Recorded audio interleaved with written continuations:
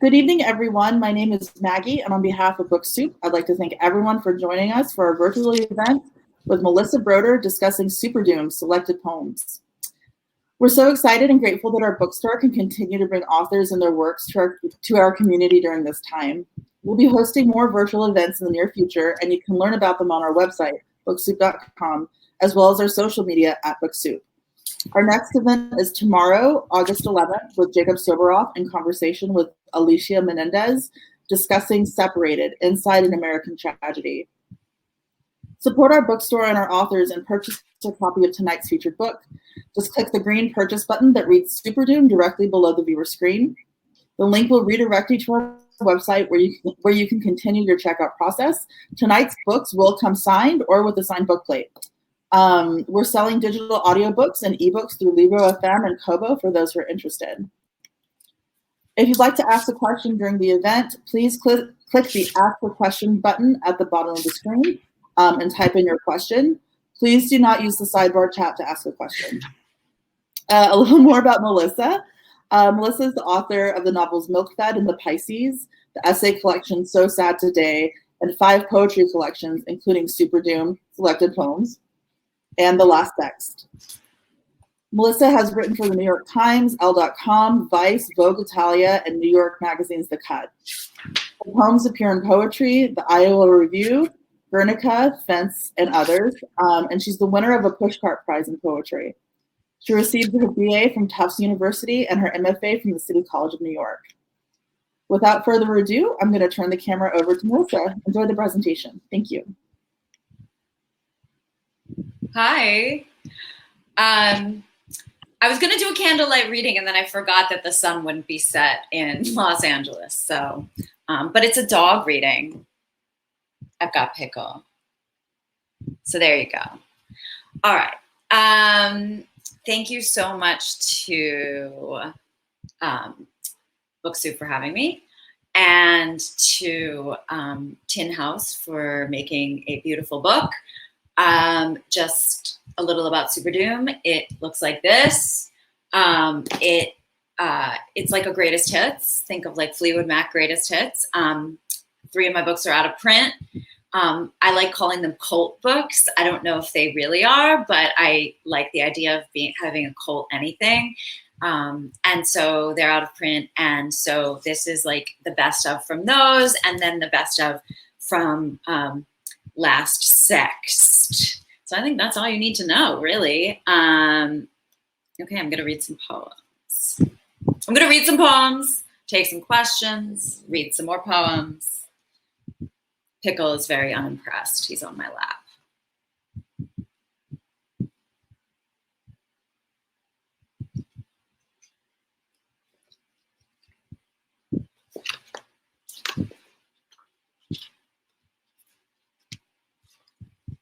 Waterfall.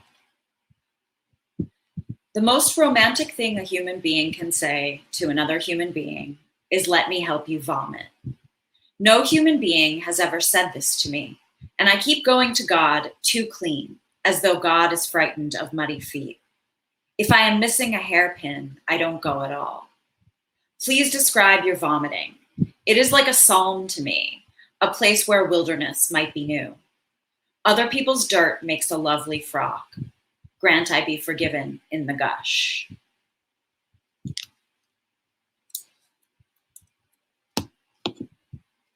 Megachurch. The holy men want me swooning drunk. They say, if you feel like nonsense, get nonsenser.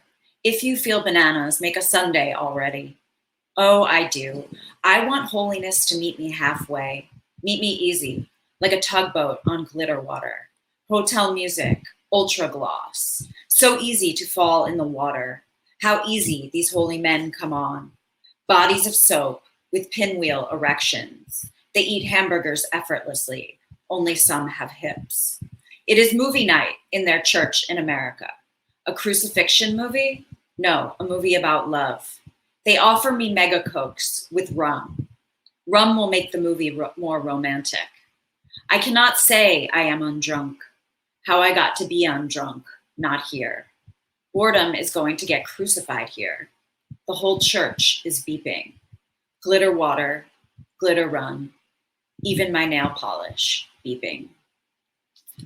So that used to be the altar boys instead of the holy men, but and it wasn't literal altar boys, but I felt that in the age of #MeToo, I should turn it to altar men then, or holy men than altar boys. So there we are. But if you have meat heart, you can cancel me. This is called hydroponics. He said, drop your notebook. The temple is everywhere. He said a magic mushroom would eliminate tennis nose and lend feather atmosphere. We dropped the drop. Chimney memory oceaned away. I felt like a holiday pumpkin.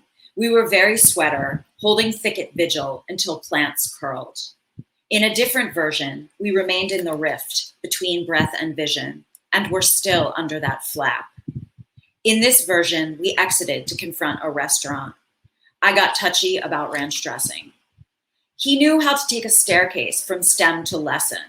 I made it about object itself, stem and mushroom.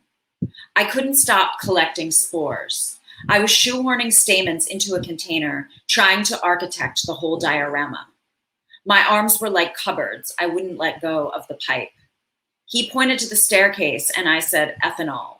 I put him in a locket and entered the grain range. It was cannibal tundra. I was conductor. My eye was a centimeter, but I never drank a pink girl drink.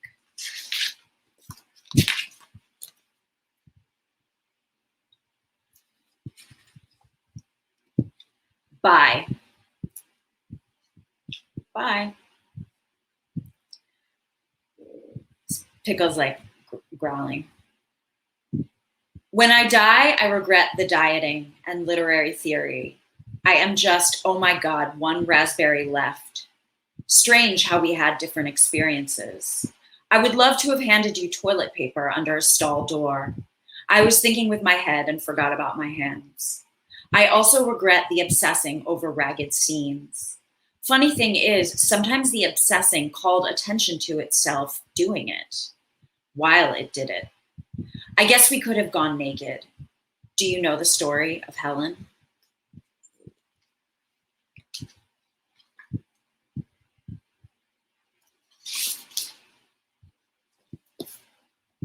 Okay, this is a very like poem-y poem, like a very dark, I'm being poetic here, very poetic. Spirit fear. The room where I will die is everywhere. I am hiding from a signal on the road. Signal from the angels or signal from the mother. Signal from the dog who is a wolf, who is me. Signal from myself that I gag not to hear. Signal from the earth and under the earth. And I hear the roar of the walls. And I eat a young man in the room of my death. And I make everyone into a lantern. I make everyone into a lantern. That's the iambic pentameter. I make pockets of darkness so the room looks like heaven. And I declare my love to the darkness. Its cocks and its holes, like my cocks and my holes. Stick a rag in my mouth for my lover. Make the dead smell like the dead.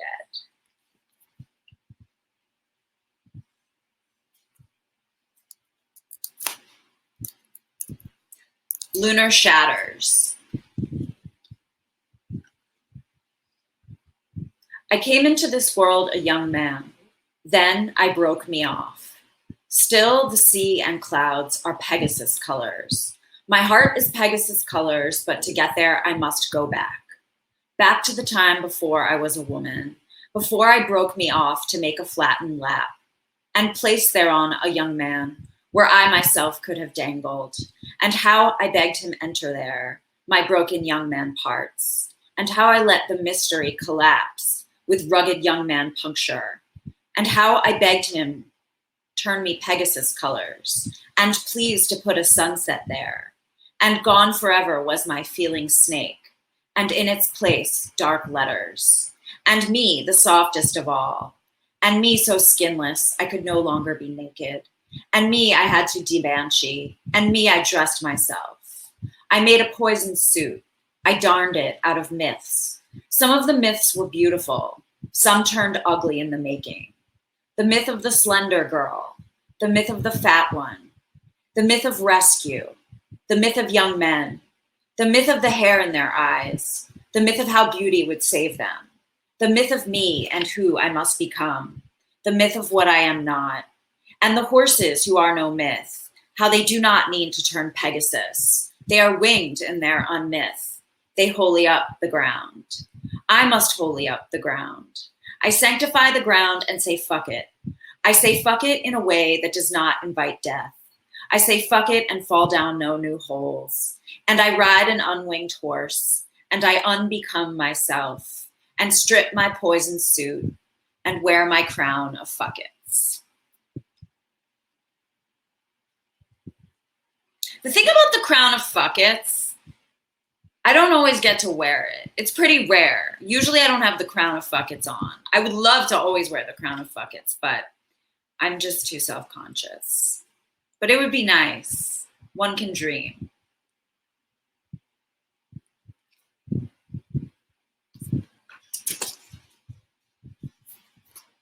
Okay, this is another dark poem-y poem. Sex and death, you know.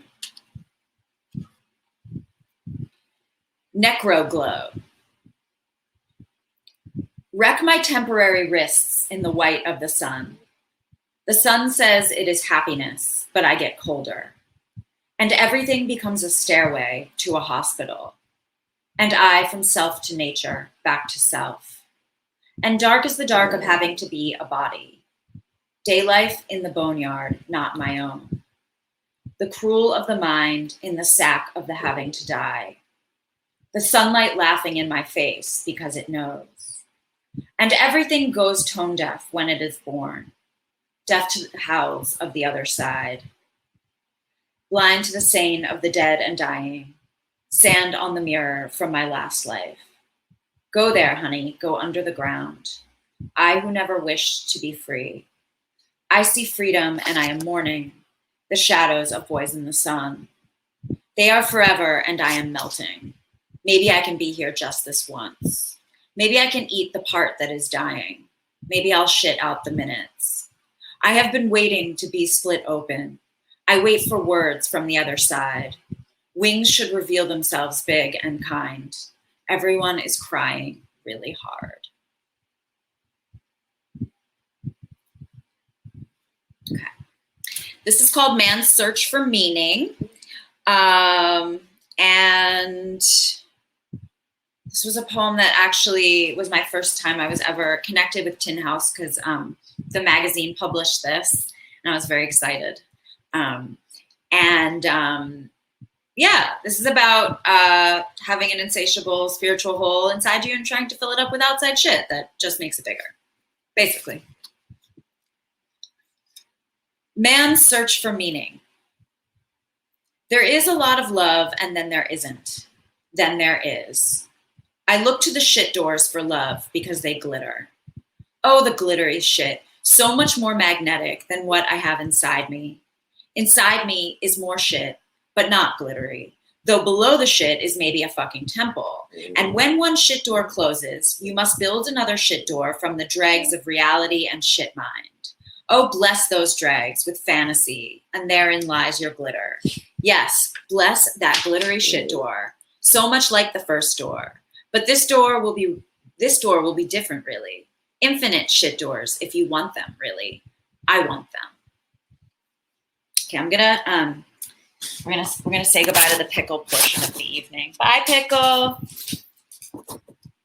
I'm gonna just text to come get him. Can you get pickle? Okay. Actually, you know what? Let pickle out. 1 second. Intermission. Pickle, go.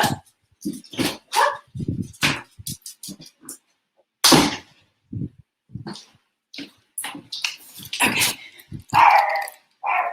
It's dinner time for him.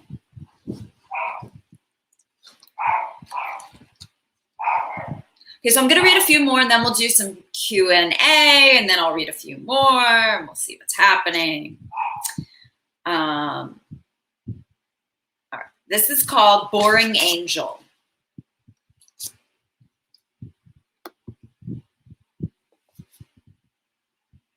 Now I know the trick is fantasy. I always knew it, but I didn't know the problem of bodies, or I didn't know it entirely. How you must abandon the bones of the real. No angel wings projected on the rib cage. I had blood-stained sheets and I could not let go.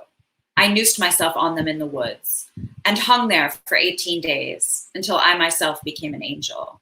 Now I make love with no body. I do it with my halo chanting. Set me alive and fucking, a boy attached to no reality.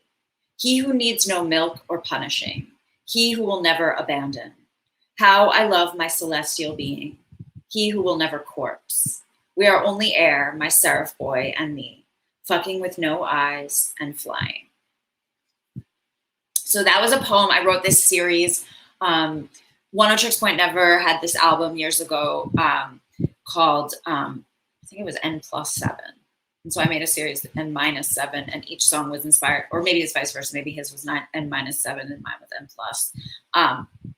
Each poem was inspired by a different song on that album. Okay.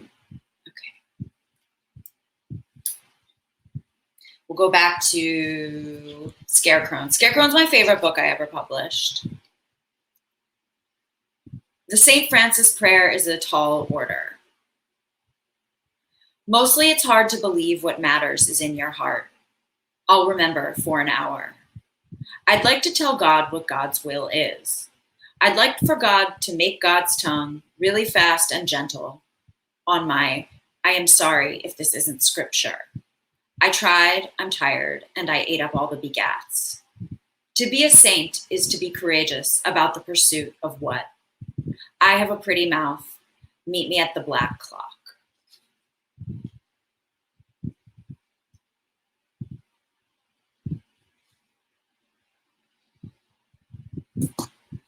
The nature of our concerns.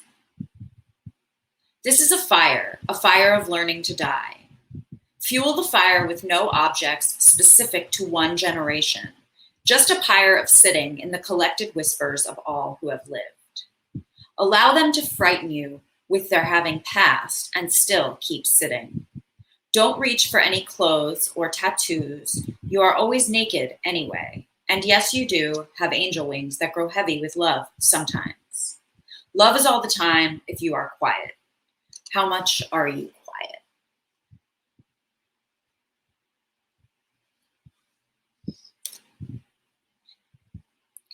Power nothing. When I say I am a fierce woman, I mean I am a gentle woman. When I say I am a gentle woman, I mean leave me alone. When I say leave me alone, I mean I don't know what to do. When I say I don't know what to do, I mean help.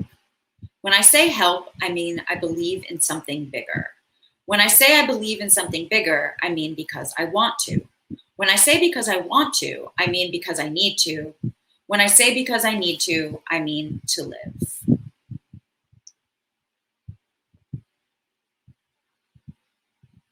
Okay, so let's see. Here's one more, and then we'll do some questions. Ooh, I see 1%. Okay, everybody put your questions in the chat. Hi, Sasha. Hi, Amy.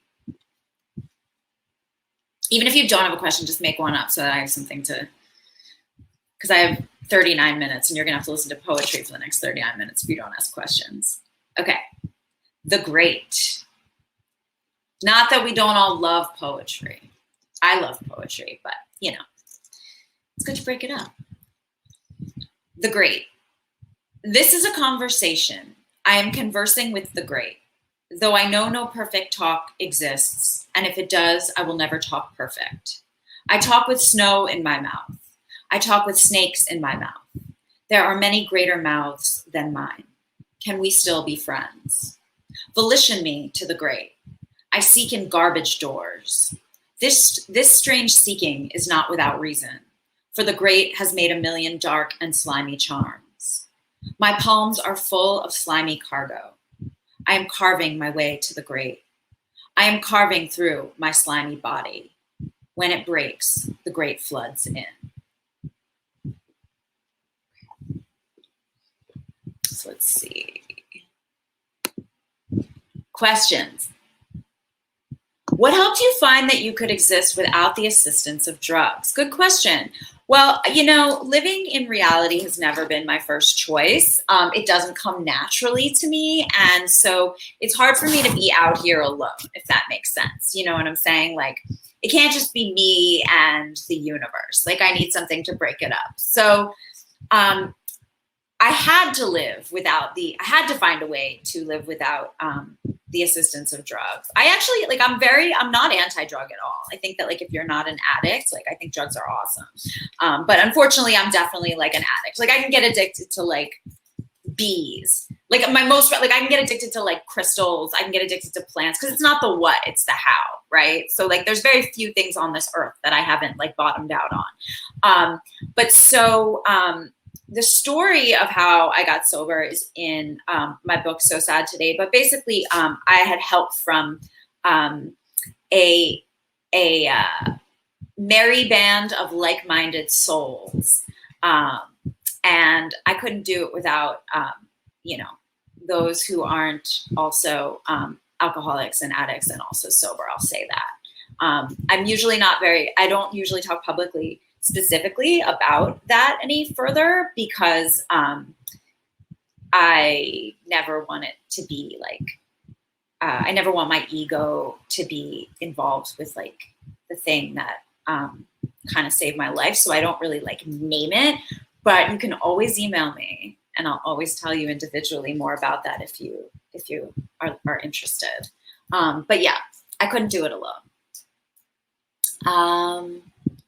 Okay, let's see. Oh, and then there was a follow-up. Thank you. So it seems more replacing it with healthy than unhealthy ones.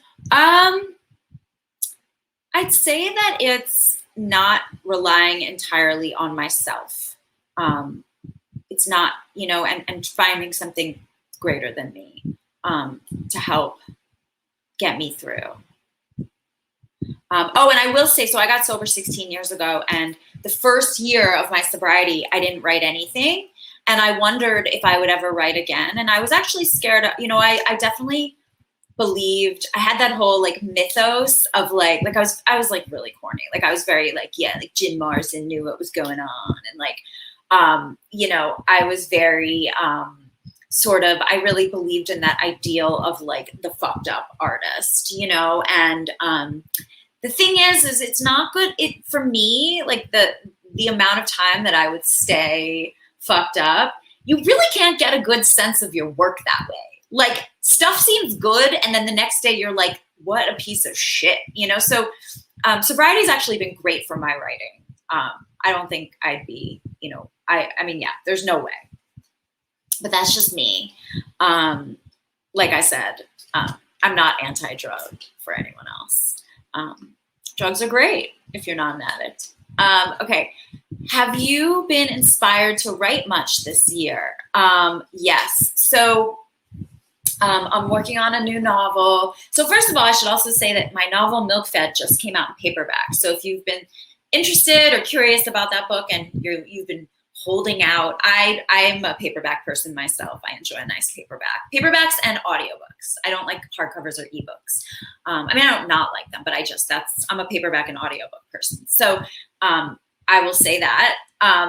But I am working on a new novel right now that's a secret. It involves the desert. I got injured doing research. I was in Death Valley and I hiked.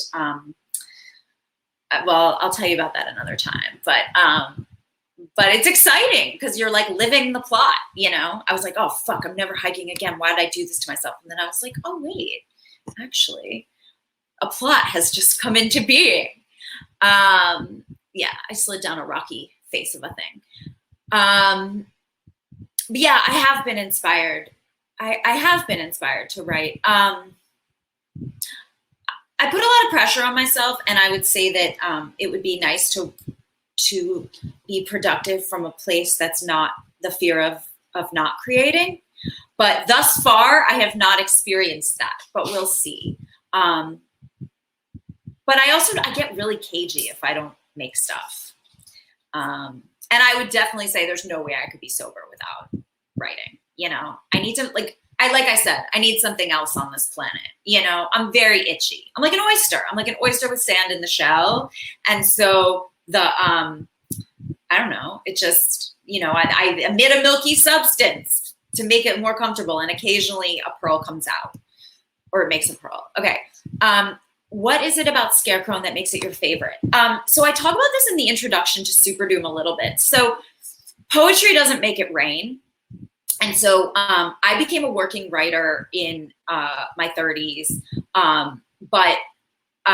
But prior to that, I was always a poet with a day job. So I didn't eat off my poems, right? Like I always had jobs other than being a writer. And one thing that I like about poetry for myself was that it was absent of any profit motive. Like there's something really, like I just got to do whatever I wanted. And there was never, not that I don't do what I want in prose, but there wasn't an extra voice. Like I have so many censorious voices in my head all the time, or perfectionistic voices. And there wasn't the money voice too, right? Like my money, I was earning, like I was able to put food on my table in a different way. And so my poetry could just be poetry.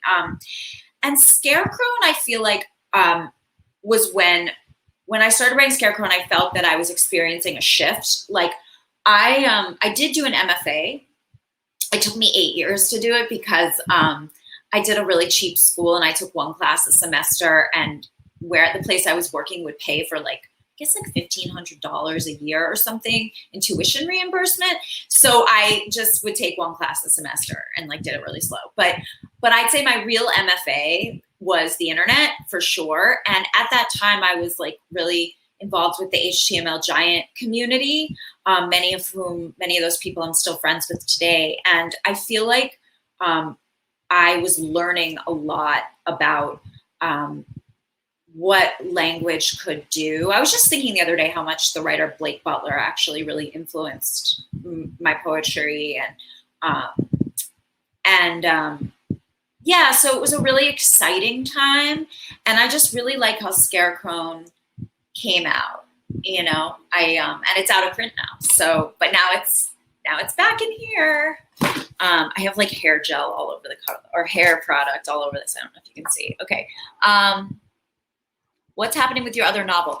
Oh, it's like the seeds, baby. It's going to be a while. It's just the seeds. Just the seeds. The seeds are being sown.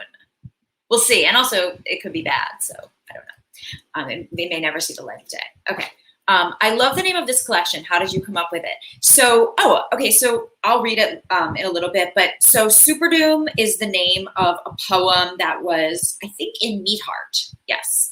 And actually, let me read it now, and then I'll tell you a little bit about that poem if I can find it. I always have this dream that I'm doing a reading in like a big auditorium, and I can't see the book and I can't find any of the poems. Like all the pages are blank. I have this dream a lot. Okay. And then like there's someone there I used to have a crush on, and it's like a whole thing. Okay.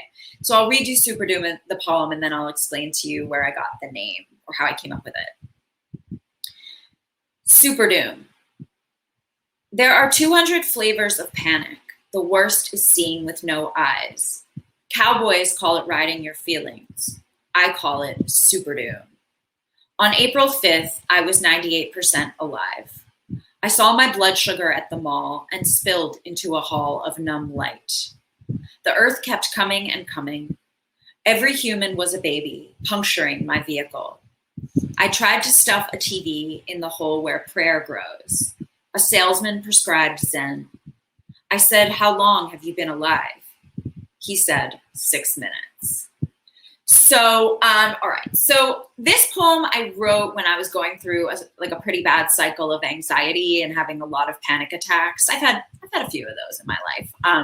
But so this was one particularly harrowing cycle. And I was getting these panic attacks where I felt like I was, like when I would I'd be with people, and when I would look at them, I almost felt like I would almost feel like I was on acid. Like there was either a hyper reality or a derealization. And all that actually is just your fight or flight chemistry. Like when you are fighting or flighting, your body sends like some of the chemistry that happens. It creates this feeling of like dissociation or derealization so that you can flee, right? Like you're putting it away and you're looking for the danger and like all the other things kind of. So there's a very like simple scientific reason for why this happens. But it was really scary to me.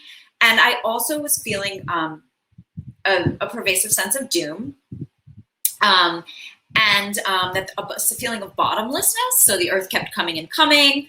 Every human was a baby puncturing my vehicle. I also felt a sense, which can happen in depression, of like that I was like I'm the worst one, kind of, which is like, I mean, nobody's the worst one. So everyone was a baby, right? Like everyone's like innocent, and like I'm in this vehicle, which like to me was like a sort of just representative of like damaging the earth. So then in the poem, a salesman prescribed Zen. So I met this person and he was like, oh, like, yeah, you should try this certain kind of meditation. It like really, and he was sober and he was like, oh yeah, I never have panic attacks anymore or whatever. And I was like, oh, amazing. And we were like talking. And then I was like, wait, how long have you been sober? And he was like, oh, last week. And I had been sober like 6 or 7 years at that point. And I was like, oh, okay, the panic. Yeah, I was like, stick around, honey. So anyway, so the salesman, how long have you been alive? And the salesman said 6 minutes, but that's also a play on Zen too, right? Like living in that moment. So that's how that poem came up. But so Superdoom really describes like an intense doom or an intense period of doom. But there's something super about it because often I have found in my life that the most difficult, challenging experiences become reference for the future, and something beautiful can come out of it. And often, like what is under my doom is a very pure stream of emotion. So there is something super about it, not only because of its colossal nature, not only because it's huge and overwhelming and like a tidal wave. I just tweeted about this actually this morning. On the Melissa Broder Twitter, but like there's not only something that's colossal and huge and overwhelming and scary about it, but it's also super because like you ride it out and then something beautiful might come, namely getting closer to yourself or what you've been repressing in the self. Okay, if I can ask about the Pisces, was Theo a real merman or an allegory? Okay, so the Pisces, if you don't know, it's my first novel, and it's there's a lot of Sappho in it, so it has a lot of poetics in it. But it's about a woman who sort of a love addict and breaks up with someone and moves to Venice Beach for the summer and falls in love with a merman who may or may not be real. Okay, so is Theo real or is he an allegory? Well, to me, when I am asked this question, I feel like how real is anyone that we're ever romantically obsessed with?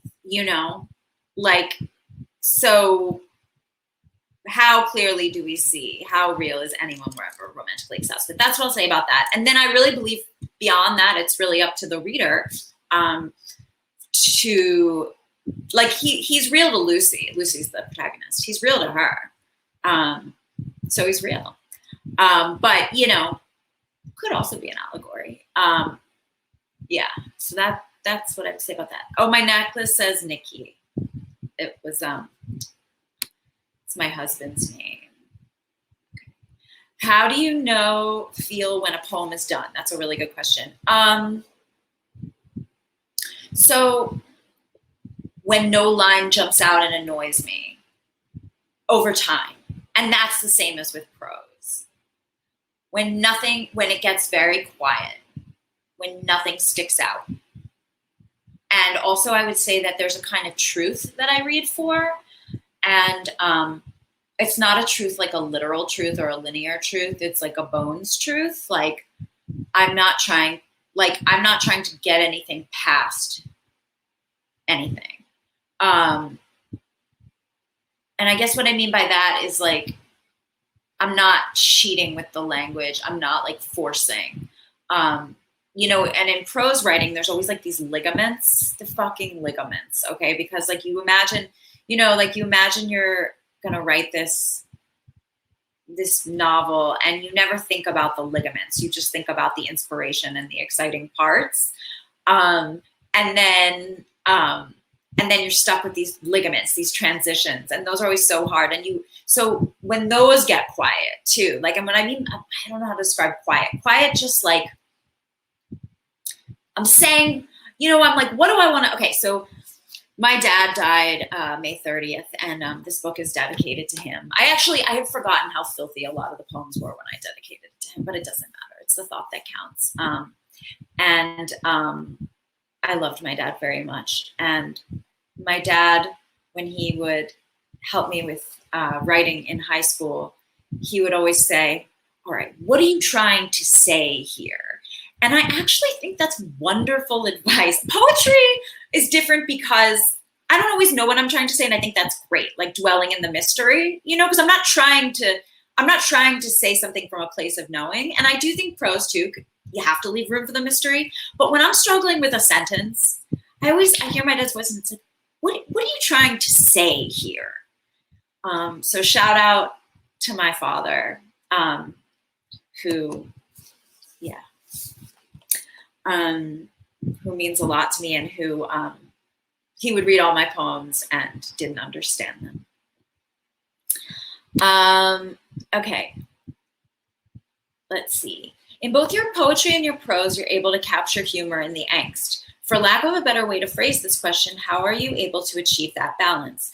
Well, I think the thing is that when I'm in IRL angst, like okay, so the So Sad Today book, for example, it's a controlled angst. I'm totally in control of the narrative. It's also sometimes in retrospect, at least retrospect of something that had happened earlier that day, like it may be that close, but it's a retrospect. And I remember when I was doing the publicity for So Sad Today, I had to do one-on-one lunch with someone and do an interview, or I spent the day with a journalist. She came and I was so scared that I would have a panic attack while I was doing the press for this book that is literally about anxiety and depression. And yet in human form, it's so much easier for me to do it on the page and to find the humor because I'm in control of the narrative. When it's me and my body, I'm still scared, The other day I did a book club call-in, and I kind of had a panic attack on the book club call-in, which is weird because I don't usually get them on these Zooms because one nice thing about being about having the Zoom is you're not physically in the space with people, so you're not on tour, and there's something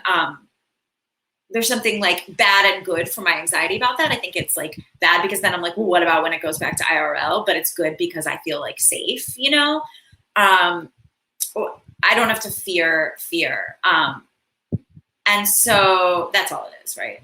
But I had this panic attack on the book club Zoom, and I was oh my God, what if? And then they couldn't tell. No one can ever tell. But I was what if? This happens at these series of readings? Now it can happen on a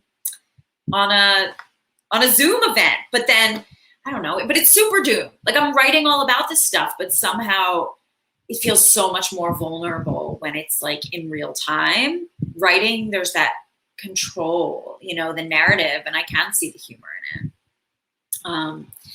So yeah. So I guess, we write from our lives, but no, the protagonist is never fully me. Okay. During your Google Hangout with your higher self in So Sad Today, you talk about viewing things as all or nothing. Did you find that hampered your ability to be creative and the way you viewed your work? I think it's probably manifests as a perfectionism. I think that's how it manifests with my work. And I found ways I have to trick myself. So basically, when I lived in New York City, I used to write my poems a lot. When I was on the subway, I like to write in motion. I don't write at a desk because I try to trick the perfectionist in me into thinking I'm not writing. When I moved to Los Angeles in 2013, I started dictating my poems, and the line breaks disappeared and the language became more conversational. And that was how I started writing prose, because I was no longer on the subway. I was driving, and you can't type and drive on the 405. And so I started dictating using Siri and a notes app. and the line breaks disappeared, and I pretty much stopped. I haven't written a poem I like in like 4 or 5 years. And actually I talk about that in the intro to this book, that I'm like, who wrote these? You know, like I feel like I'm like, who wrote these? There's a sense of remove, which is again part of the mystery, which is cool. You know, I love that a poem is a question, and now I have another question, like who wrote these poems? Or I mean, I know I did, but it was like, was that me?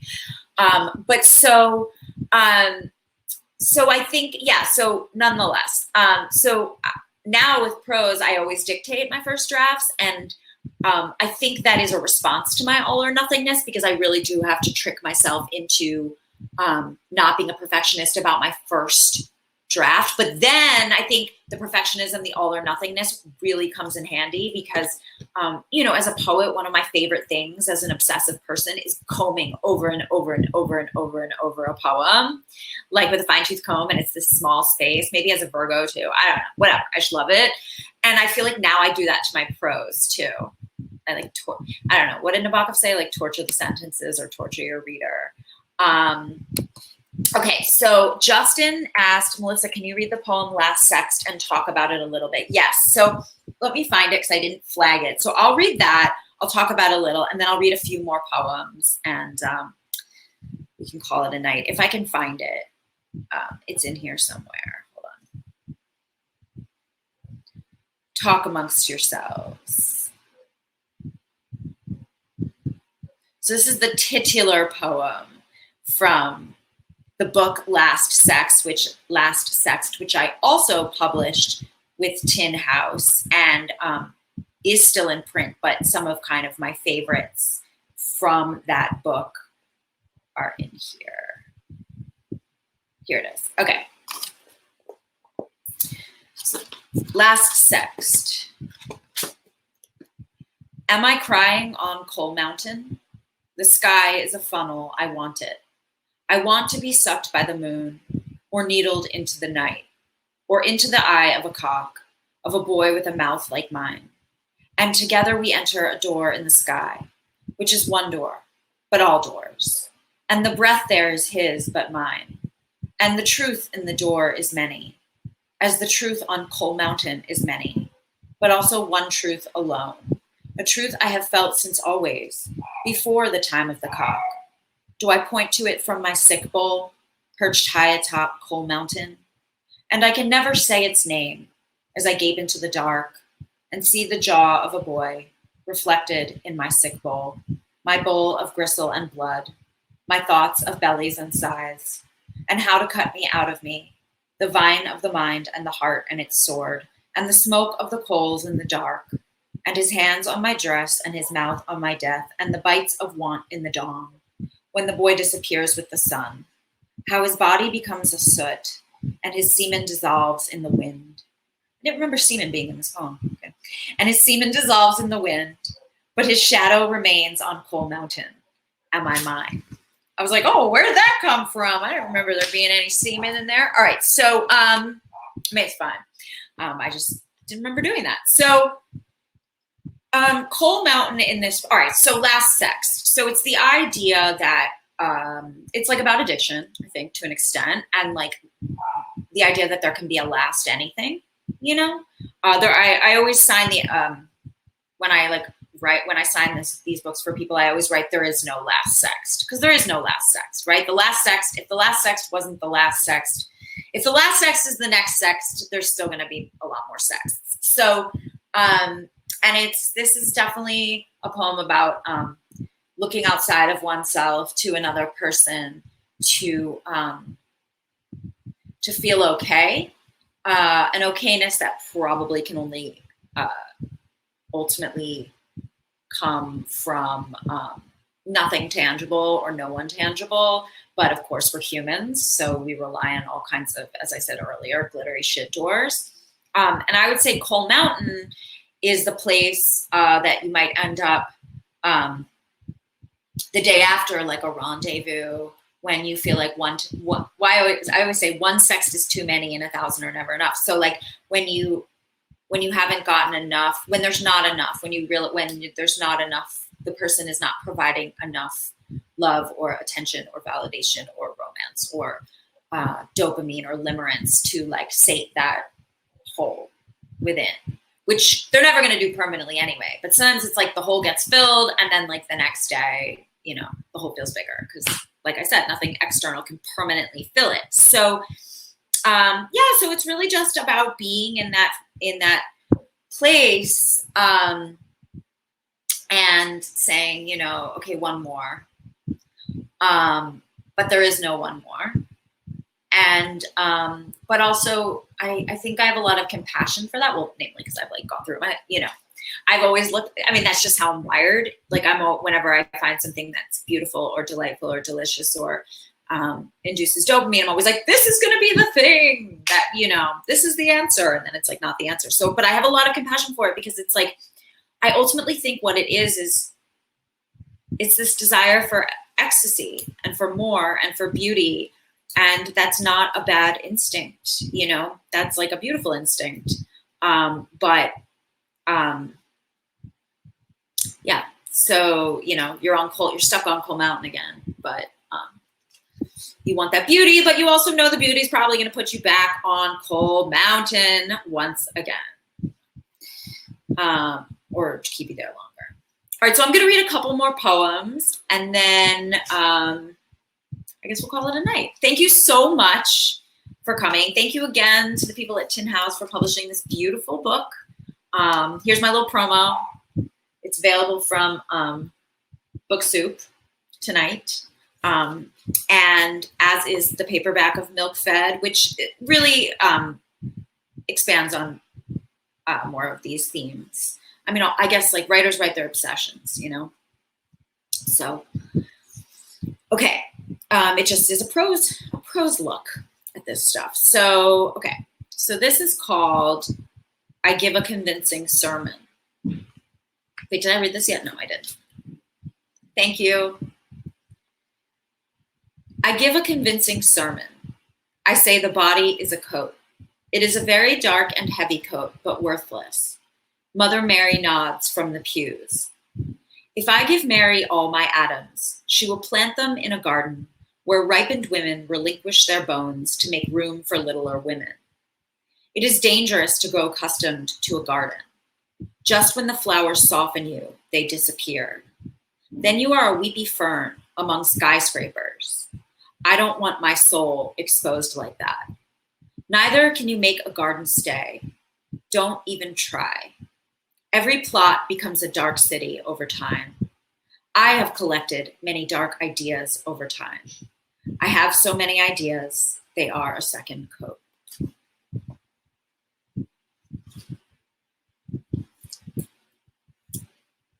Hope this helps. We need a loving grown-up to give us advice, and that loving grown-up is the universe. Who wants to go to the universe for help? You can't touch the universe or kiss its mouth or stick your fingers in its mouth, though sometimes the universe works horizontally through people, and I like that. A human channeled the universe when he said I was milk. The human said I was born milk, but then grown-ups poured in lemon juice, which makes sense because I've always felt like rotten cottage cheese, and I've been running around the planet like I don't want to be this, when in fact I am milk and was always milk and will always be milk.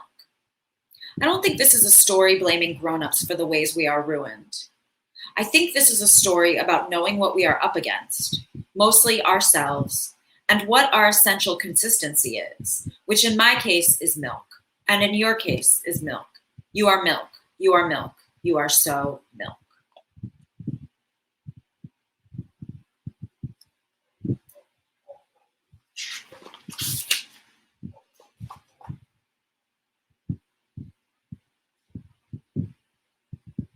Okay. It's funny. Meat Heart, I used a lot of Christian imagery. Yeah. I don't know. It's interesting. And then now I'm very into the Milk Fed's very Jewy. But there's a couple Jew poems in here. Maybe I'll do a Jewy poem, but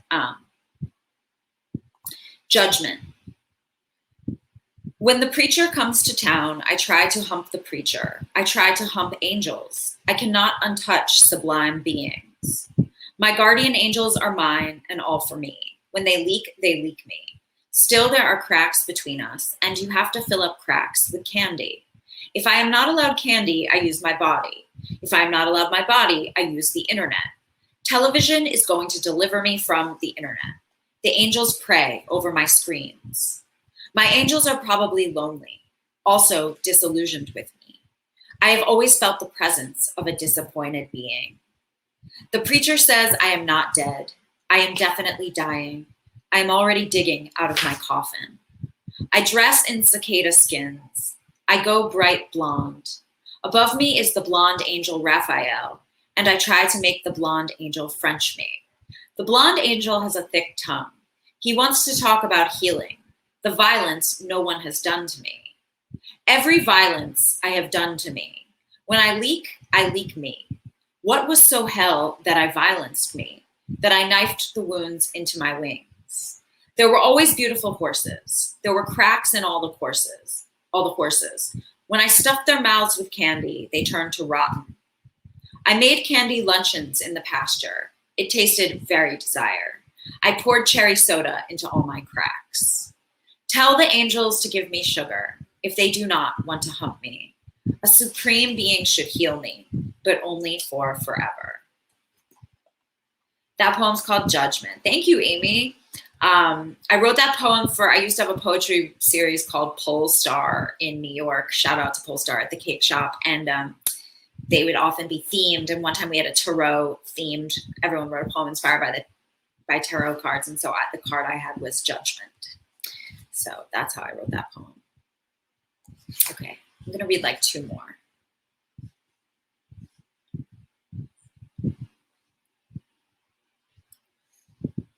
Okay. Forest Station. She was built with forest brain, so she would learn to say, I know nothing about forests. It is the geniusest thing a treehead girl can say, this I know nothing. She tried to be a DDT berry. She tried kill syrups. She did not think another treehead girl would ever come, but here they are with matching forests. Now there are two. A map may be made. Come canopy, you DDT berry, kill syrup tree heads. Let's action the kind word, tongue to tree. Let us fertilize root and branch. Let us make map us and learn to say help me. Help me, help me, help me, until we go fallow, clean to our unearthliness. Let us say help me until the cackle crows are stilled. Help me, help me, help me. Help me, help me, help me. It is the heroist thing a treehead girl can say.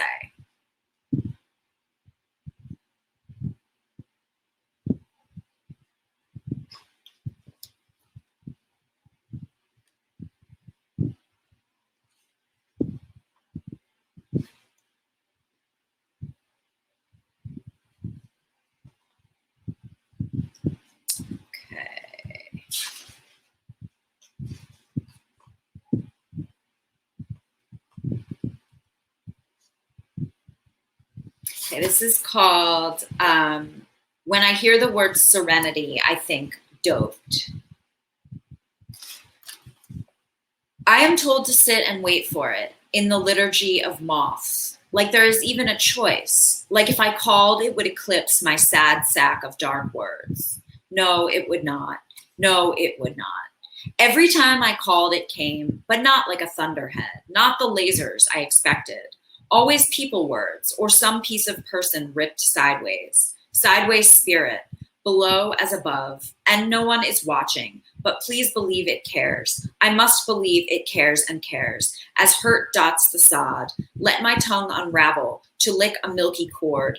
Even as I waste my minutes, let me cream the cord right to my heart with syllable and spit, though it will never be what I want, and I am going to have to resemble me as I came into this desert. Broken up and full of bones, like the universe is too big to be seen all at once, like the whale was already written, like, okay, there is a light, but I cannot feel the nod. I will not get to feel the nod, and if I feel the nod, it isn't it. Okay, so I think that wraps her up, right? I'll do this little guy, and then we'll end. This will be the encore. Championship. God keeps unfurling me with God's gigantic helium. There are scratch marks all over my life. That's from my mitts. Other human, this unfurliness is far too spacious. Would you lend me some muscle? Let's write a sermon on control. Let's write a love song for heavyweights. And by heavyweights, I mean everyone. Okay. Thank you all for coming. It was awesome to see so many people here. Wonderful. Thank you so much. That's a wrap on our presentation. Thank you again to our guests and for everyone who tuned in this evening. We greatly appreciate everyone's time and your support of independent bookstores. Support our bookstore and our authors and purchase a copy of tonight's book.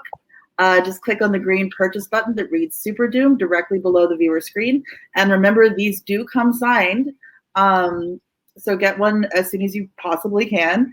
If you'd like regular updates on our upcoming events, make sure to follow us on Crowdcast and subscribe to our newsletter. Thank you so much for supporting our independent bookstore. We really, really rely on all of you to stay open. So please, please, please buy Superdoom tonight. Have a great evening and please stay safe. Bye.